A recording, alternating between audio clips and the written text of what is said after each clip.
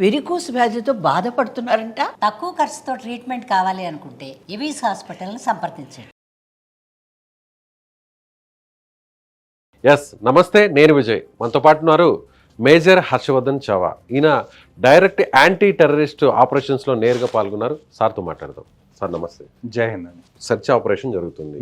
ఇప్పుడు లేటెస్ట్గా ఒక ఇన్ఫర్మేషన్ కూడా వచ్చింది. అక్కడ బ్లాస్టింగ్ జరిగింది. ఎవరైతే ఇప్పుడు ఉగ్రవాదులు ఉన్నారో లోకల్గా సపోర్ట్ చేస్తున్న ఆసిఫ్ ఆదిల్ వీళ్ళిద్దరికి వాళ్ళే అక్కడ ప్రీ ప్లాన్డ్గా కొన్ని బాంబ్స్ని సెట్ చేశారు.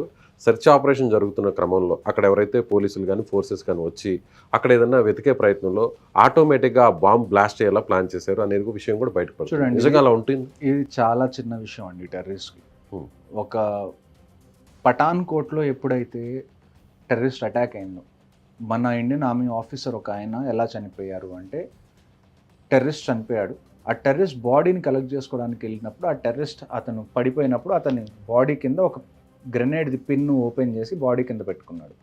ఎప్పుడైతే ఆ బాడీని మనం లేపామో ఆ గ్రెనేడ్ బ్లాస్ట్ అయిపోయి మన ఆఫీసర్ ఒకరు చనిపోయారు. సో మీరు ఒక ఇంట్లో ఎవరైనా ఎంటర్ అవుతున్నప్పుడు అక్కడ ఏదైనా బ్లాస్ట్ జరగాలంటే దానికి పెద్ద టెక్నాలజీ ఏం అవసరం లేదండి. ఫర్ ఎగ్జాంపుల్, ఒక అల్మీరా ఉంది.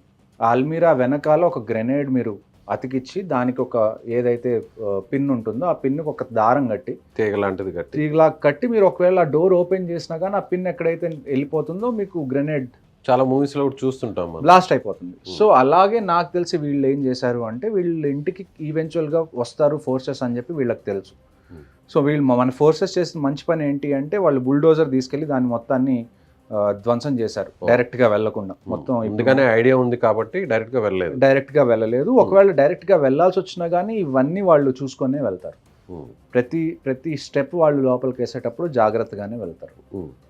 ఇప్పుడు సార్ జరిగి దాదాపు ఒక 3-4 days అవుతుంది ఇన్సిడెంట్ జరిగి. ఇప్పటి వరకు వాళ్ళని పట్టుకోలేకపోతున్నారు. ఇది కూడా ఒక ఫెయిల్యూర్ అనుకోవాలి? లేదండి, ఇది పట్టుకుంటారు. It won't take much time. Maybe నాకు తెలిసి ఒక 7 days to 10 daysలో. వీళ్ళకు ప్రాబ్లం వీళ్ళు కాదండి. నేను ఫస్ట్ నుంచి చెప్పేది ఏంటంటే, మీరు ఎంత టెర్రరిస్ట్ని చంపినా, ఎంత టెర్రరిజంని మీరు తగ్గించాలని చూసినా కానీ అట్ ది ఎండ్ టెర్రరిస్ట్ అనేది ఎవరు? వీళ్ళందరూ తోలుబొమ్మలు. ఈ తోలుబొమ్మల్ని ఆడిచ్చేది ఎవరు? అనుకున్న పాకిస్తాన్ ఆర్మీ, పాకిస్తాన్ ISI. ఇప్పుడు ఆసిమ్ మునీర్ అనే ఆయన ఎవరైతే Pakistan chief of army staff ఉన్నారో, వెళ్ళిన మీటింగ్ కానీ ఆ మీటింగ్లో ఆయన ఇచ్చిన స్టేట్మెంట్స్ కానీ మీరు చూసుకుంటే మీకు అర్థం అవుతుంది. ఇప్పటికే కాశ్మీర్ అంతర్భాగంగా అంటున్నారు. పాకిస్తాన్లో ఇప్పుడు చాలా దయనీయ స్థితి. ఎకనామికల్గా వాళ్ళు చాలా ప్రాబ్లమ్స్ ఫేస్ చేస్తున్నారు. డ్యూరెంట్ లైన్ అని ఏదైతే పాకిస్తాన్ ఆఫ్ఘనిస్తాన్కి బార్డర్ ఉందో అక్కడ వాళ్ళకి ఇష్యూస్ జరుగుతున్నాయి. అక్కడ చాలా మంది ఫోర్సెస్ వాళ్ళు దెబ్బతింటున్నారు. రీసెంట్గా మనం బలూచిస్తాన్లో చూసాం, ఒక ట్రైన్ మొత్తం ఏవైతే ఆర్మీ వాళ్ళని తీసుకెళ్తున్నారు దాన్ని హైజాక్ చేసి అక్కడ కూడా చాలా లాస్ క్రియేట్ చేశారు బలూచ్ లిబరేషన్ ఆర్మీ వాళ్ళు. ఇంటర్నల్గా తెహ్రీకే తాలిబాన్ పాకిస్తాన్ అని చెప్పి ఒక ఆర్గనైజేషన్ ఉంది. ఎప్పుడైతే ఇమ్రాన్ ఖాన్ని జైల్లో వేశారో అప్పటి నుంచి వీళ్ళు కొద్దిగా యాక్టివ్ అయ్యి పాకిస్తాన్ ఆర్మీ మీదో లేకపోతే పాకిస్తాన్ గవర్నమెంట్ మీద వీళ్ళు లోపల నుంచి బాగా ఇబ్బంది పెట్టడం మొదలుపెట్టారు. ఒకవైపు గిల్గిట్ బాల్టిస్తాన్ కానివ్వండి, లేకపోతే POK కానివ్వండి, వీళ్ళు ఏమంటున్నారంటే, ఏదైతే కశ్మీర్ ఉందో ఇండియా దగ్గర, అక్కడ వాళ్ళు మాకన్నా మంచి లైఫ్ బతుకుతున్నారు, అక్కడ వాళ్ళకి నిత్యావసర వస్తువులన్నీ చాలా తక్కువ రేటుకి వస్తున్నాయి, మీరు POKని ఆక్యుపై అయితే చేసుకున్నారు కానీ మాకు ఇప్పటి వరకు మీరు చేసింది ఏం లేదు, మాకు నిత్యావసర వస్తువులు ఏవి మంచి రేట్లకు కూడా దొరకట్లేదు, పేదరికం ఉంది, జాబ్స్ ఏమీ లేవు, మీరు మమ్మల్ని నాశనం చేశారన్న మైండ్ సెట్లో వాళ్ళు కూడా ఉన్నారు.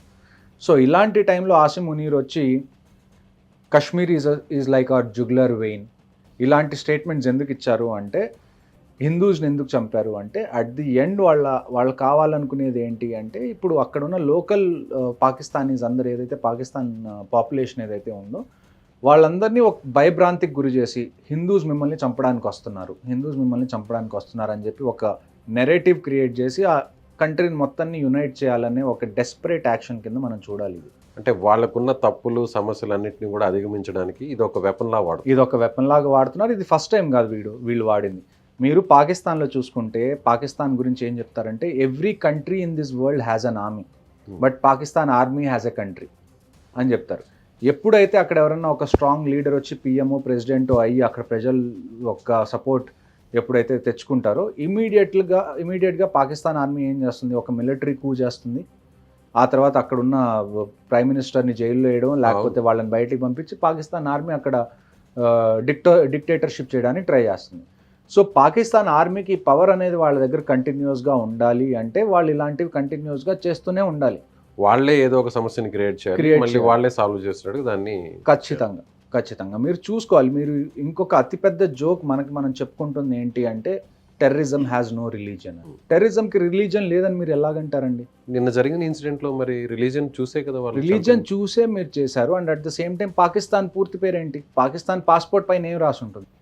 It's called Islamic republic of Pakistan. ఒక కంట్రీ మొత్తం ఇస్లాంని బేస్ చేసుకొని ఫామ్ అయ్యి వాళ్ళు టెర్రరిస్ట్ని పంపిస్తుంటే, ఆ టెర్రరిస్టులు అందరూ మదర్సాల నుంచి బయటకు వస్తుంటే మీరు రిలీజన్కి ఏం సంబంధం లేదని ఎలా చెప్తారు?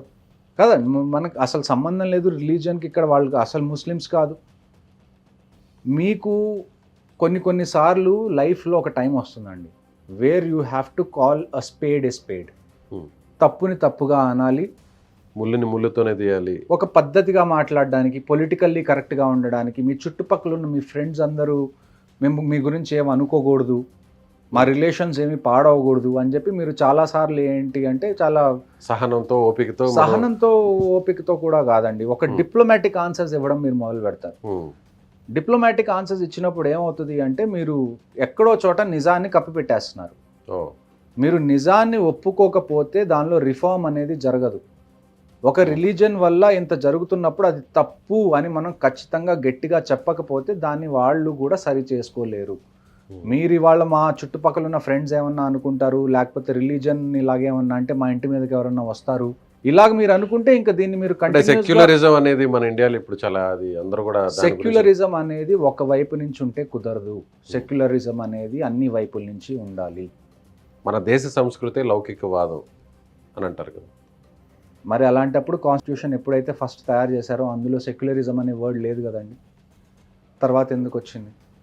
పాకిస్తాన్ అనేది ఫామ్ అయింది ఎందుకు? మేము ముస్లిమ్స్ వీళ్ళతో ఉండలేమని చెప్పే కదా వాళ్ళు ఫామ్ చేసుకుంది. లేకపోతే ఇక్కడ మాకు ఎక్స్పెరిమెంట్స్ చేయనివ్వట్లేదు, మేము సైంటిఫిక్గా పెద్ద కంట్రీ అవుదాం అనుకుంటున్నారు, మాకు సపోర్ట్ చేయట్లేదు, మేము అందుకని విడిపోతున్నాం అన్నారా? కాదు కదా.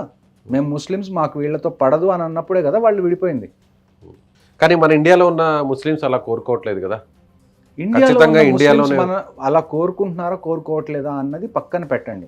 ఇప్పుడు ఏదైతే అటాక్ జరిగిందో ఇండియాలో ఉన్న ముస్లిమ్స్ చేశారు అటాక్? కాదు కదా, పాకిస్తాన్ నుంచి వచ్చిన వాళ్ళే చేశారు. కానీ వచ్చింది ముస్లిమ్స్ అని మీకు క్లియర్ కట్గా తెలుసు కదా. వాళ్ళు ఎక్కడ ట్రైన్ అవుతున్నారో మనకు తెలుసు. వాళ్ళు తప్పు చేస్తే దాన్ని మతానికి రుద్దడం కరెక్ట్ కాదు అనేది, వాళ్ళ మతాన్ని ఫాలో అయ్యి చేస్తున్నామని చెప్తున్నప్పుడు మీరెవరండి అది తప్పు కాదని చెప్పడానికి? మీరు దాన్ని ఏమంటారు, మీరు ఇండియాలో ఉన్నారు, మీరు ఇండియన్ ముస్లిం, మీరు మంచోళ్ళు అయి ఉండొచ్చు, మీకేమీ ఇండియన్ ఆర్మీ మీదో లేకపోతే ఇండియన్ గవర్నమెంట్ మీద మీకేమీ ఇబ్బంది లేదు, మీకేం వ్యతిరేకత లేదు, ఒప్పుకుంటాం. కానీ వచ్చిన వాళ్ళు ఏ మైండ్ సెట్తో వచ్చారు? హిందువుల్ని చంపాలి. హిందువుల్ని ఎందుకు చంపాలి? హిందువుల్నే ఎందుకు చంపాలి? ఆ క్వశ్చన్కి మీరు ఆన్సర్ చెప్పండి. ప్రతిసారి మాకు మీరు నచ్చ చెప్తారు, ఇస్లాం అంటే ఇది కాదు, ఇస్లాం అంటే అది కాదు. మాకు నచ్చ చెప్తారు ఎందుకంటే మేమేం చెయ్యం కాబట్టి. ఈ నచ్చ చెప్పడం ఏదో టెర్రరిస్ట్ చెప్పచ్చు కదా. టెర్రరిస్ట్ కదా ఇది మీకు చెప్పాల్సింది. మేమేమన్నా చేస్తున్నామా? మాకు మీరు హితబోధ చేయడానికి. హితబోధ చేయాల్సింది ఎవరికి? మీరు ఏ ఇస్లాం అయితే ఫాలో అవుతున్నారో అది తప్పు ఇస్లాం, అది చేయకూడదు అని చెప్పి మీరు టెర్రరిస్ట్లకు కదా చెప్పాలి. మాకు చెప్తే దానివల్ల లాభమే ఉంది. టెర్రరిస్ట్ అనేవాడికి కులం ఉండదు, మతం ఉండదు. వాడు అనుకున్నటువంటి ఎయిమ్నే వాళ్ళు టార్గెట్ చేస్తారు. వాడు అనుకునేది అలా వేరే వాళ్ళకి కల్మా చదవమని ఎందుకు చెప్పారండి? కల్మా చదవమని ఎందుకు చెప్పారు? కల్మా చదువుతున్న వాళ్ళని వదిలేసి చదవని వాళ్ళని ఎందుకు చంపేశారు? చూడండి, నేను అదే చెప్పేది, లైఫ్లో ప్రతి ఒక్కళ్ళకి ఒక పాయింట్ వస్తుంది. కానీ అదే కాశ్మీరియన్ ఒక ముస్లిం వాళ్ళ దగ్గర ఉన్న వెపన్ని లాక్కునే ప్రయత్నంలో అతను కూడా చనిపోయాడు కదా. అతన్ని కూడా టార్గెట్ చేసి చంపారు కదా. మరి చంపారు కాదని ఎవరన్నారండి? ఇప్పుడు వాళ్ళ మోటివ్ ఏంటి? ఆయన కొలెటరల్ డ్యామేజ్ అయ్యాడు. ఆయన చంపాలని రాలేదు కదా. చంపాలని వచ్చింది ఎవరిని చంపాలని వచ్చారు? టూరిస్ట్ని, హిందూస్ని. ఆయన కొలెటరల్ డ్యామేజ్ అయ్యారు. ఆయన చేసిన గొప్ప పనికి సెల్యూట్. ఆయన్ని తప్పుబట్టే ఛాన్సే లేదు, ఆయన గురించి తప్పుగా మాట్లాడే ఉద్దేశం కూడా ఉండకూడదు. కానీ అట్ ద సేమ్ టైం ఏదైతే ఒక ప్రాబ్లంకి రూట్ కాజ్ ఏదైతే ఉందో దాన్ని ప్రక్షాళన చేయాల్సిన అవసరం ఉందా లేదా? సో ఇప్పుడు అంతా కూడా ఈ సమస్యకు పరిష్కారం ఇండియన్ ఆర్మీ, ఇండియన్ గవర్నమెంట్ కాదు, లోకల్గా ఉన్న కాశ్మీరియన్స్ చేతిలోనే ఉందంటారు. అవును. భవిష్యత్తు ఒక రకంగా చెప్పాలంటే కాశ్మీర్ భవిష్యత్తు, ఒక రకంగా ఇండియా భవిష్యత్తు కూడా వాళ్ళ మీద ఆధారపడి ఉందంటారు. నేను మీకు లాస్ట్ టైం కూడా చెప్పానండి, మీకు సర్ఫేస్ లెవెల్లో ఆర్టికల్ 370 తర్వాత కాశ్మీర్ చూడడానికి చాలా పీస్ఫుల్గా అంతా బాగానే ఉంది. కానీ మీరు అండర్ ది సర్ఫేస్ వెళ్తే తప్ప మీకు ఎగ్జాక్ట్గా అక్కడ ఉన్నది ఏంటి తెలియదు అని చెప్పి నేను మీకు లాస్ట్ టైం కూడా ఇంటర్వ్యూలో చెప్పాను. అవును. సో సేమ్ అదే జరిగింది ఇప్పుడు. సో లోపల నుంచి ఎవరైతే ట్రైటర్స్ ఉన్నారో, ఎవరైతే మనకి వెన్నుపోటు పొడుస్తున్నారో ప్రతిసారి, ఒక నార్మల్ కాశ్మీరీ ఏం కోరుకుంటాడు? టూరిజం బాగుండాలి, నాకు డబ్బులు రావాలి, నేను కడుపు నిండా తినాలి, నేను లైఫ్ ఎంజాయ్ చేయాలని కోరుకుంటాం. మీరు మీ కమ్యూనిటీలోనే జనాలు మీ ఆశల్ని మీరు రీచ్ అవ్వకుండా చేయకుండా చేస్తున్నారు.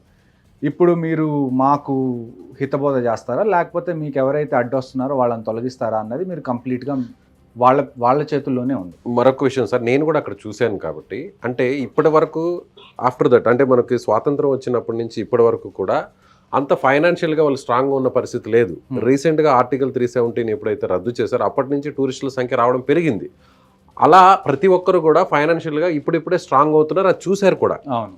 అయితే ఇప్పుడు వన్స్ ఒక్కసారి టూరిజం ఆగిపోతే ఆ డెవలప్మెంట్ని చూశారు, ఆర్థికంగా స్ట్రాంగ్గా ఉండడాన్ని చూశారు కాబట్టి మళ్ళీ వెనక్కి వెళ్ళే ప్రయత్నం అయితే చేయబోరు అనేది నా ఒపీనియన్. నా ఆశ కూడా ఇదే అండి. ఆర్టికల్ 370 కశ్మీర్కి ఉన్న అతిపెద్ద దౌర్భాగ్యం ఏంటి అంటే 2 ఫ్యామిలీలు కశ్మీర్ని పాలిస్తూ వచ్చినాయి. ఒకటి అబ్దుల్లాస్ ఫ్యామిలీ, ఒకటి ముఫ్తీ ఫ్యామిలీ.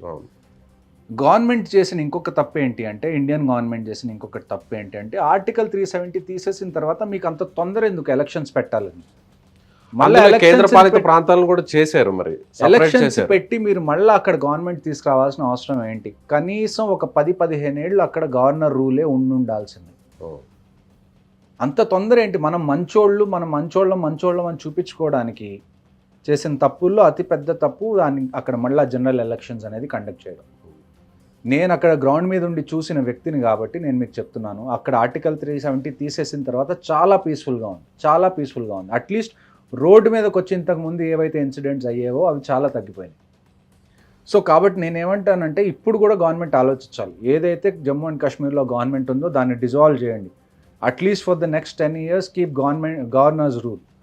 సెంట్రల్ గవర్నమెంట్ ఏదైతే ఉందో వాళ్ళే కాశ్మీర్ని కనీసం ఒక 10 ఏళ్ళు దాన్ని చూసుకుంటే తప్ప ఇక్కడ మీకు సిచ్యువేషన్స్ అనేది మారే ఛాన్సెస్ లేవు. Thank you so much. So ఇది మేజర్ హర్షవర్ధన్ చావ్ గారు చెప్పిన ప్రతి విషయం కూడా అందరూ కూడా ఆలోచించాల్సిన విషయం. నిజంగా ఈ సమస్యకు పరిష్కారం ఇండియన్ ఆర్మీ చేతిలోనో లేదంటే ఇండియన్ గవర్నమెంట్ చేతిలోనో లేదు. ఖచ్చితంగా అక్కడ లోకల్గా ఉన్న కాశ్మీరియన్స్ ఇప్పటికైనా ఆలోచించాలి. ఉగ్రవాది, టెర్రరిజం అనే పదాన్ని అక్కడి నుంచి పూర్తిగా తుడిచిపెట్టేయాలంటే లోకల్ సపోర్టింగ్ అనేది 0 లెవెల్లో కట్ అయిపోవాలి. సో ఇది జరుగుతుందా లేదా కాలమే నిర్ణయించాలి. సో మీరేమనుకుంటున్నారు? ఈ వీడియో చూసిన తర్వాత మీ అభిప్రాయం ఏంటో ఖచ్చితంగా కామెంట్ చేయండి. Thank you so much.